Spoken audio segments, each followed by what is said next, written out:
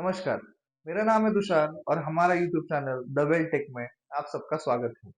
पिछले वीडियो में हमने टिक वेल्डिंग के बारे में डिटेल में समझा।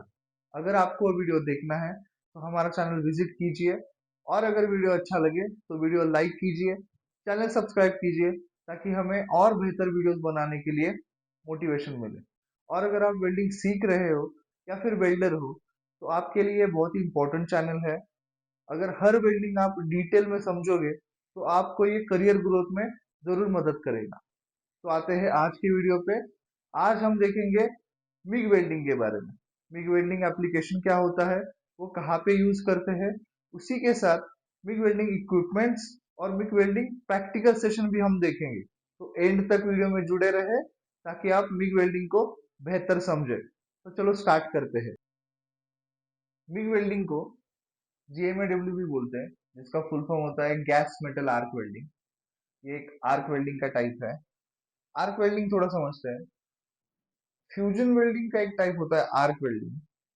और जो भी वेल्डिंग हम इलेक्ट्रिक आर्क की मदद से हीट जनरेट करके करते हैं उसे आर्क वेल्डिंग कहते हैं। तो इसमें जीटीएडब्ल्यू भी आता है, एफसीएडब्ल्यू भी आता है, एसएमएडब्ल्यू भी आता है।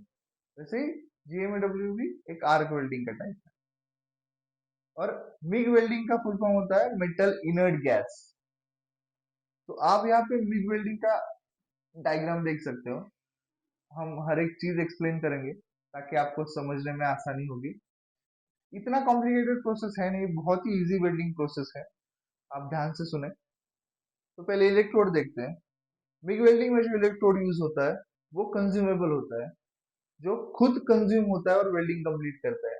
आपने टी वेल्डिंग में देखा होगा कि हम एक्स्ट्रा फिलर वायर देते हैं वेल्डिंग कंप्लीट करने के लिए, बट यहाँ पे इलेक्ट्रोड ही फिलर मेटल होता है। आप यहाँ पे देख सकते हो, ये वायर स्पूल है। तो वायर फीडर की मदद से रोलर इसको टॉर्च की तरफ पुश करते हैं और ये अपने और वर्क पीस के बीच में इलेक्ट्रिक आर्क की मदद से हीट जनरेट करके कंटिन्यूस फ्यूज होके वेल्डिंग कंप्लीट करता है। ये वायर के रूप में होता है, इसलिए इसको कंज्यूमेबल वायर इलेक्ट्रोड भी कहते हैं। 0.6 mm से 1.6 mm तक इसका डायमीटर होता है। वर्क पीस की थिकनेस, वायर स्पीड और करंट के हिसाब से हम डायमीटर चूज करते हैं। अगला है पावर सोर्स। मिग वेल्डिंग में हम जो पावर सोर्स यूज करते हैं वो कांस्टेंट वोल्टेज प्रोवाइड करता है। उससे हमें स्टेबल आर्क मिलती है और वायर फीड स्पीड मेंटेन करने में भी मदद होती है। और उसके लिए हम रिवर्स पोलैरिटी का यूज करते हैं, जिसे डीसीईपी बोलते हैं, डायरेक्ट करंट इलेक्ट्रोड पॉजिटिव। तो रिवर्स पोलैरिटी मिग वेल्डिंग में कैसे मदद करती है वो हम देखते हैं। तो जो हाई स्पीड और हाई एनर्जी इलेक्ट्रॉन्स है वो निगेटिव वर्क पीस की तरफ से पॉजिटिव इलेक्ट्रोड की तरफ फ्लो करते हैं। इससे जो हीट जनरेट होती है उसका लगभग 70% हीट इलेक्ट्रोड टिप पे जनरेट होता है और अराउंड 30% हीट वर्क पीस पे जनरेट होता है। इससे फास्ट इलेक्ट्रोड मेल्ट होने में मदद होती है और हमें डीप पेनिट्रेशन मिलता है। अगर हम टिक वेल्डिंग का देखें तो वहां पे स्ट्रेट पोलैरिटी का यूज होता है, जिसमें वर्क पीस पॉजिटिव पोल से जुड़ा हुआ होता है। उससे 70% हीट वर्क पीस पे जनरेट होती है। इससे हम टंगस्टन को बचा सकते हैं, उसको ठंडा रख सकते हैं। अगला है शील्डिंग गैस। तो जब वेल्डिंग होता है तो मोल्टन मटेरियल को एटमॉस्फेरिक गैसेस स्पेशली ऑक्सीजन से ऑक्साइड होने से बचाने के लिए हमें एक शील्ड प्रोवाइड करना है। वो हम इनर्ट गैस से प्रोवाइड करते हैं। इसमें ऑर्गन और हीलियम गैस का भी यूज होता है, या कभी कभी ऑर्गन और हीलियम का मिक्सचर भी यूज करते हैं। उसी के साथ इसमें CO2 गैस का भी इस्तेमाल होता है, इसको सेमी इनर्ट गैस बोलते हैं। और बहुत सारे केसेस में ऑर्गन, ऑक्सीजन और CO2 का मिक्सचर भी यूज किया जाता है। तो जब इसको शील्ड प्रोवाइड करने के लिए एक्टिव गैस का इस्तेमाल किया जाता है तो उसे मैग वेल्डिंग कहते हैं। ये जीएमएडब्ल्यू में ही आता है और ये डिपेंड करता है कि आप कौन से मटेरियल पे वेल्डिंग कर रहे हो, उसका थिकनेस क्या है और हमारा पेनिट्रेशन का रिक्वायरमेंट क्या है। उसके हिसाब से हम गैस सिलेक्ट करते हैं। यहाँ पे क्वेश्चन आ सकता है कि अगर हम मोल्टन मटेरियल को शील्ड प्रोवाइड कर रहे हैं, वो भी ऑक्सीजन से बचाने के लिए, ऑक्सीडेशन से बचाने के लिए, तो फिर हम शील्डिंग गैस के मिक्सचर में ऑक्सीजन कैसे यूज कर सकते हैं? तो जो शील्डिंग गैस का मिक्सचर होता है उसमें ऑक्सीजन बहुत ही स्मॉल अमाउंट में यूज किया जाता है, अराउंड 1 से 5% तक ही वो यूज किया जाता है। और अगर हम बहुत ही कंट्रोल तरीके से ऑक्सीजन यूज करें तो उसके कुछ फायदे भी होते हैं, जैसे कि आर्क स्टेबिलिटी बहुत अच्छी मिलती है, और जो यहाँ पे मेटल ट्रांसफर हो रहा है वेल्ड पूल में वो भी अच्छा होता है, और इससे फ्यूजन भी इम्प्रूव होता है। मिग वेल्डिंग में और एक इम्पोर्टेंट टॉपिक होता है, वो होता है ट्रांसफर मोड। तो ट्रांसफर मोड क्या होता है वो पहले हम जानते हैं। तो कंज्यूमेबल वायर से जो मोल्टन मटेरियल निकलता है वो वर्क पीस की तरफ कैसे मूव होता है, कैसे ट्रांसफर होता है, उसको ट्रांसफर मोड कहते हैं। तो ट्रांसफर मोड चार टाइप्स के होते हैं, एक short circuit transfer mode, globular, spray और पल्स ट्रांसफर मोड। तो हमारे रिक्वायरमेंट के अनुसार हम ट्रांसफर मोड चुन सकते हैं, जैसे कि हमें हीट इनपुट कितना चाहिए, पेनिट्रेशन कितना चाहिए, या फिर डिपोजिशन रेट कितना चाहिए, उसके हिसाब से हम ट्रांसफर मोड चूज कर सकते हैं। और हम ट्रांसफर मोड सेट कैसे कर सकते हैं? तो वोल्टेज में चेंजेस करके, वायर स्पीड और शील्डिंग गैस में चेंजेस करके हम हमारे रिक्वायरमेंट के अनुसार ट्रांसफर मोड सेट कर सकते हैं। तो अब हम पूरा डायग्राम देखते हैं। तो मिग वेल्डिंग में इलेक्ट्रोड के रूप में कंज्यूमेबल वायर का इस्तेमाल होता है, जो कि वायर फीडर मैकेनिज्म से कंटिन्यूसली प्रोवाइड किया जाता है टॉर्च में, और उसका फिलर मेटल के रूप में भी यूज किया जाता है, जो कि अपने और वर्क पीस के बीच में आर्क क्रिएट करके हीट जनरेट करता है और वेल्डिंग करता है। उसके लिए जो पावर सोर्स का हम यूज करते हैं वो कांस्टेंट वोल्टेज प्रोवाइड करता है, जिससे हमें स्टेबल आर्क मिलती है और वायर फीड स्पीड अच्छे से मेंटेन करने में मदद होती है। और मोल्टन मटेरियल के लिए शील्डिंग प्रोवाइड करने के लिए हम इनर्ट गैस का यूज करते हैं, जो कि एटमॉस्फेरिक गैसेस से वेल्डिंग पूल को बचाता है। बस इतना सिंपल प्रोसेस है, बहुत ही आसान प्रोसेस है।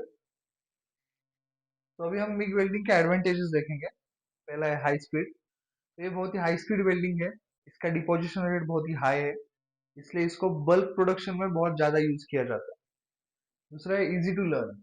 तो बहुत ही सिंपल वेल्डिंग प्रोसेस होने के कारण आपको वेल्डर को ट्रेन करने में ज्यादा समय बर्बाद करना नहीं पड़ता है, वो बहुत जल्दी ये वेल्डिंग सीख जाते हैं।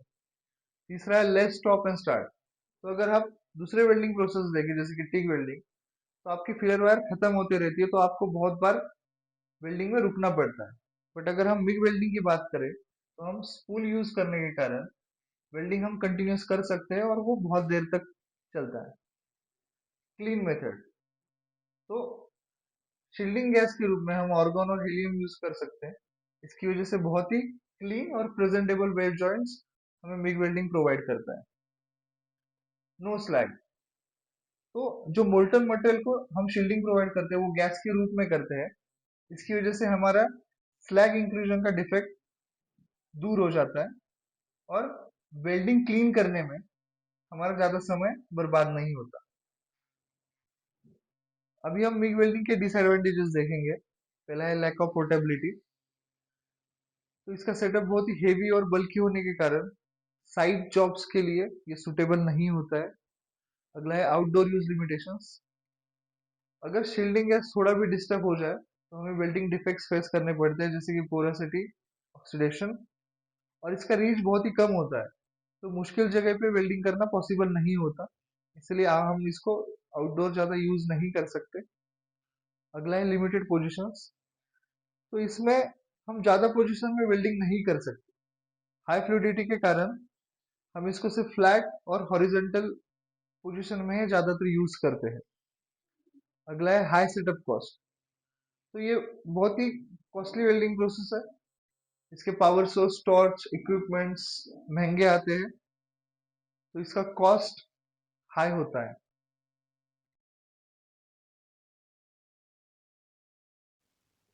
ये मिग वेल्डिंग मशीन का पावर सोर्स है, जो हमें कांस्टेंट वोल्टेज प्रोवाइड करता है, और उसके पीछे जो देख रहे हो आप वो प्योर CO2 सिलेंडर है। नॉर्मली माइल्ड स्टील के लिए उसका उपयोग करते हैं, वो बहुत ही बेटर पेनिट्रेशन देता है और बहुत सस्ता होता है ऑर्गन से और ऑर्गन CO2 ब्लेंड से। ये रेगुलेटर है, जो रेगुलेटर पर माउंट हुआ दिख रहा है वो हीटर है।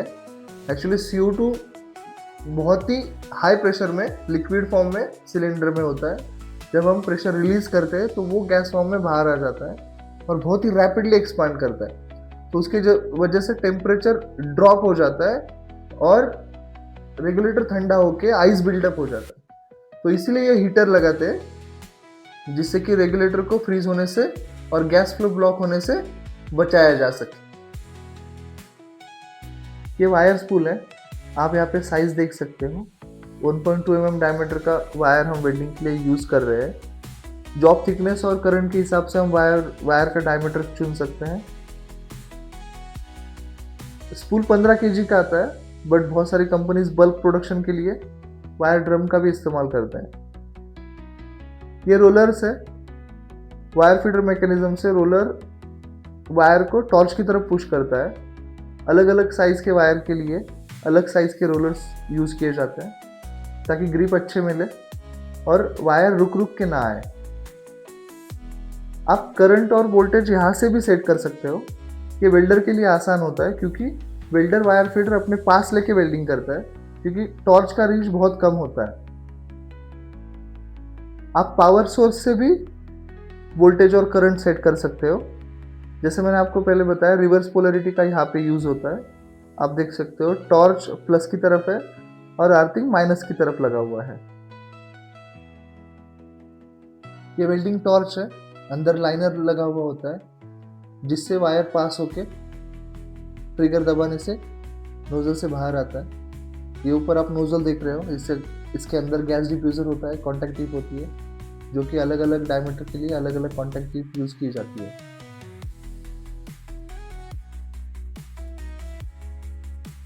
आप यहाँ पे वेल्डिंग देख सकते हो।